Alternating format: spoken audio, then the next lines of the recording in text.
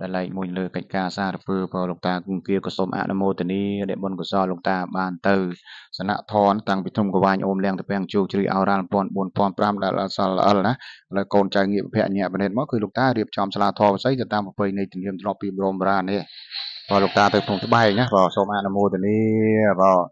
អញ្ចឹងកន្លែងពីដើមព្រះអង្គច័ន្ទមនីក៏ព្រះអង្គនៅសនៈធម៌កន្លែងលោកតាគង្គាដែរលោកតាទៅសនៈធម៌បានមួយអាទិត្យក្តីបាន5ថ្ងៃក្តី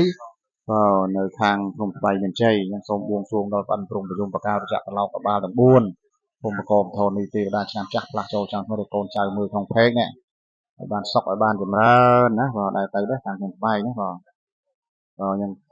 កតាគង្គាសូមបួងសួងដល់បានព្រមប្រជុំបកាមហាអាសនៈនេះជួយឲ្យពរជ័យដល់កូនចៅ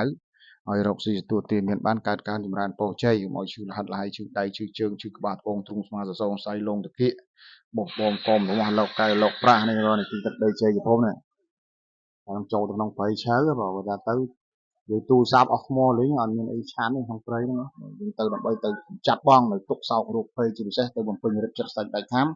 ដើម្បីមកជួយកូនចៅក្នុងការរៀបអាសនៈប្រោះព្រំឲ្យបានប្រកែបស័ក្តិសិទ្ធិពិតវិមុតប្រកបដោយថាសូមអនុមោទនាមានបញ្ហាអីតាក់ទងមកលោកតា092231 391 017 745 950សូមអនុមោទនាកូនចៅ